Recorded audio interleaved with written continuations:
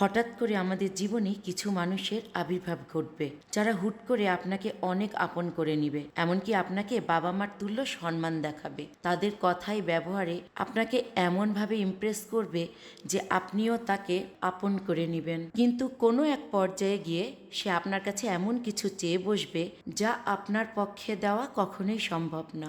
আর যখনই আপনি তাদেরকে সেই জিনিসটা দিতে রাজি হবেন না, তখনই দেখবেন মানুষটার আচার ব্যবহার কিভাবে যেন পাল্টে গেছে। আপনি চিনতেই পারবেন না যে এটি সেই মানুষ যে আপনাকে 2 দিন আগেও এত ভালোবাসা সম্মান দেখাচ্ছিল।